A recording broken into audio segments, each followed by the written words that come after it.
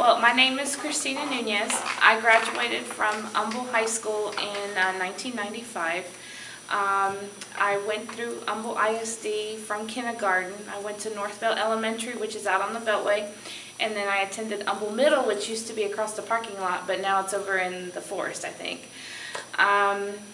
All through high school here, I was in the band. I was very involved. I was also in National Honor Society. We didn't have any clubs like HSSI, so we didn't have that type of student involvement, which is great for y'all. But I still stayed involved, which is very important while you're in high school. Stay involved, get to know people, get to know your teachers, get to know people outside of school, very important. I was in band. I made All-State 1 year and then area 3 years. And that kept me busy just by itself.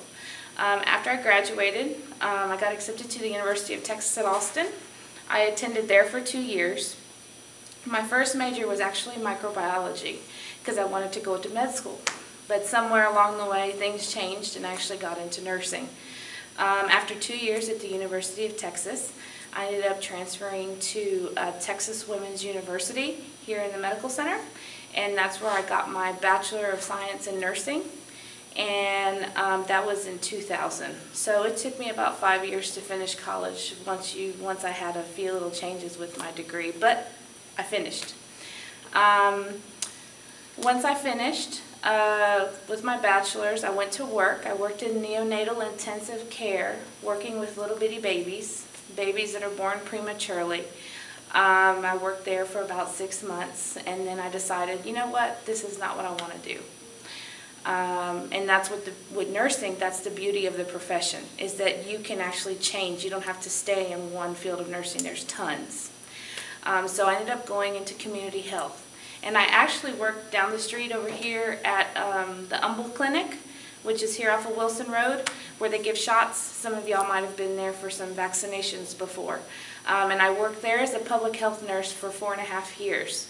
I also did TB case management, or tuberculosis, which is an infectious disease that you'll probably hear about in the news. I also worked with pregnant moms, mostly Hispanic. The majority of our clientele was about 98% Hispanic, and about 75% didn't speak any English. So me being bilingual, at least I was able to communicate with them, and I found that is a very big trait. Especially with my profession, it's a very big marketing thing, because that you can work and actually be able to talk to their clients. And they like, of course, when you go to the doctor, you would like them to speak your language to where they can understand what's going on, and you feel more comfortable, and you're more likely to go back. So I worked there, and I loved working there. It was wonderful. It was very rewarding. I got something back, and the patients got something from me. I ended up quitting in May of 2005, and I adopted a baby boy from Guatemala. In that July, he came home, and that's when I decided to go back to school, since I was at home with the baby. And I went to UTMB, University of Texas Medical Branch in Galveston, and that's where I got my master's degree in nursing. Basically, it's in nursing education. I started off going back to be a nurse practitioner, ended up changing my mind again, and went into nursing education. Now I teach at Lone Star College here in Kingwood in the nursing program. I teach LVN and RN students that are looking to go into nursing. It's I find it extremely rewarding. I'm finding that working with clients, working with students, working with patients, that's what I like to do. I don't like necessarily being behind the scenes taking care of everybody. I want to be helping people and helping the community, and that's why I chose to go into teaching. I'm currently in the process of trying to go back to school. I was accepted to the University of Texas in Austin for my PhD, but that didn't work out because I have another baby boy that we just recently adopted. So I'm trying to get into the University of Texas here in the Medical Center into the PhD program. And I've also applied to Texas Tech to the nurse practitioner program there as well. So life is interesting, but that's one thing about nursing is there's so many opportunities. If I get tired of being in teaching, I can always go back and be a provider. Provider as a nurse practitioner is very similar to that as a doctor. You work underneath a doctor, you see patients, you write prescriptions, you do physicals, but it's just, you get to work with patients, and it's not as much responsibility as working with a doctor. So we'll see what happens, but for right now I'm at Lone Star, and I love it. Good. So, if you could cover some of the things that lead up to making up your mind, you know, some kids don't really have or see a way which they can start something and then finish it. Mm-hmm. And I know that you gain more confidence as you take those first steps. Tell us about some of the steps that you had to take to actually, you know, enroll and make a decision and then continue. You will see, how can I say, when I was in high school, there will be people that tell you you can't do things, okay, or you're not smart enough. Not necessarily that you're the right color, but they might put it in other terminology, okay? Don't ever let it slow you down. If someone turned me away, I just got right back up and kept going. And you have to have that confidence within you as a person. I'm a very headstrong person, and I'm not necessarily very, very book smart, even though I was, you know, I can learn, but I'm the type of person that I have to really, really, really, really study to learn something. And you know, you see people out there that they just kind of go through it and they read it real quick and they know it. Don't let that be a bummer. You can always learn it. You might just have to put a little more emphasis on it, but eventually you will understand it. Okay, and I have a feeling that had something to do with me learning 2 languages and everything. I don't read as well as someone who just reads English. So that's something I saw, and that's something that I tried to overcome. But no, when I was at UT in Austin, I had a professor tell me, no, you're never going to be a nurse. Never. I was a freshman. I was 18 years old, first time away from home, never had been away from my family, living in Austin. And for someone to tell me that, I could have just dropped everything and came home. But I knew my mom came here. She did not know a word of English, and she always told me this. She did not know a word of English. She came here. She married my dad. She learned English by watching Sesame Street when I was little and watching the shows that I watched. And the homework I used to bring home from school, she would learn from it too. She would try and help me do it, and that's how she learned English, because she never worked. She stayed home with us. But I never wanted to, my mom especially had always put in, she goes, I don't want you to be like me. I don't want you to end up pregnant or end up making $5 an hour. She goes, that's not you. She goes, $200 a week, $300 a week, that's nothing in the real world. She goes, you have to get a college education for the family, but also to set an example for others in the family, to show that you can do it. Anybody can do it. And I think that preaching to me really, really set in. And I still preach that to my 4-year-old now. I tell him, school is important, and school is always important. School will always be important, and I want y'all to know that. Okay? School, school, school. Even if it seems hard, just keep going. And you will hit those spots. I remember being here and having to drop classes because I was in honors biology, I remember, in Miss Olson's class, and I couldn't handle it, you know, and it was a big letdown because I wanted to go to medical school, and I'm like, if I can't have this class, I'm not going to have this GPA and this and that, whatever.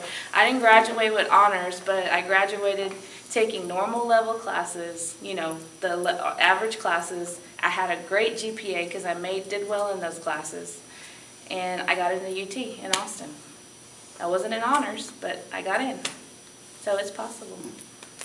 You know, when you don't have to work as hard as other people, you probably have to give up some things. Yes. So that you can focus on the task at hand. How did you deal with that, and what were the obstacles, or what were the distractions that you had to learn to ignore?